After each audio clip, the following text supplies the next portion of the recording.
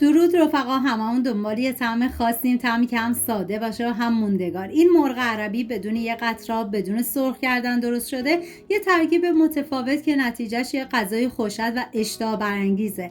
اگه دلتون یه تجربه خاص متفاوت میخواد، تا آخر ویدیو همراه من بمون.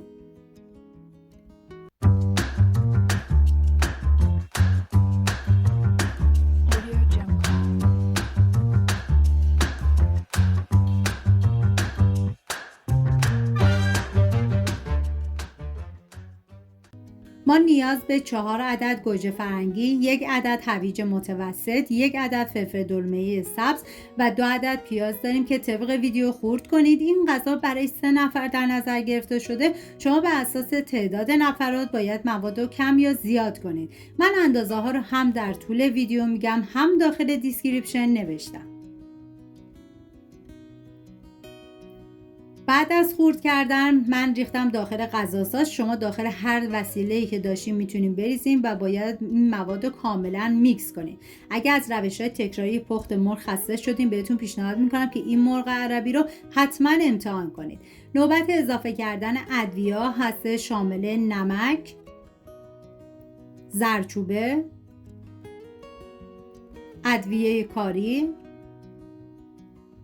پاپریکا، فلفل سیاه، پودر تخم گشنیز. و ببینید تو دستور تهیه غذای اصلی جوز هندی بود که من نداشتم. از ادویه زعفران استفاده کردم چون ادویه زعفران مقدار زیادی جوز هندی داره. و 3 قاشق غذاخوری روغن زیتون یا کنجد باید بهش اضافه کنید و 1 قاشق غذاخوری هم رب گوجه فرنگی. همه مواد رو باید با هم دیگه میکس کنید.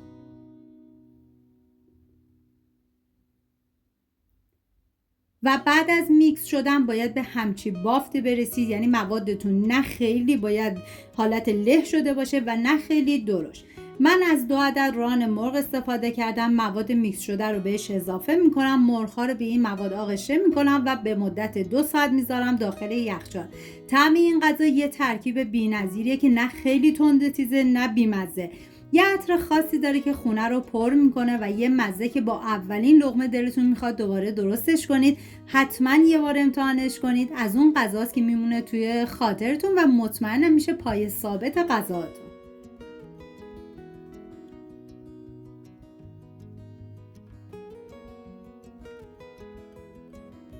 و حالا من به مدت 2 ساعت میذارم داخل یخچال.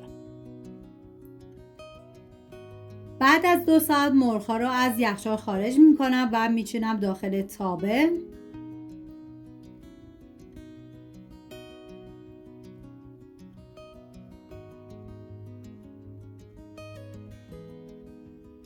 و مواد میکس شده رو میریزم روی مرغ‌ها. من به جرئت میگم این یکی از خوشمزه ترین مرغ‌هایی بود که من تا به امروز درست کردم. واقعا یک ترکیب طعم فوق‌العاده‌ای داشت، خیلی خاص و متفاوت بود.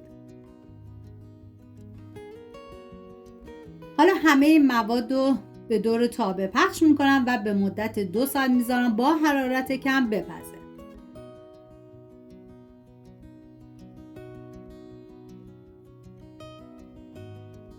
نکته‌ای که باید توجه داشته باشید در طی زمان پخت حتما 1 بار الی 2 بار مرغ‌ها رو کمی جابجا کنید و بذارید تا یه سمت دیگه‌ش هم کاملا بپزه.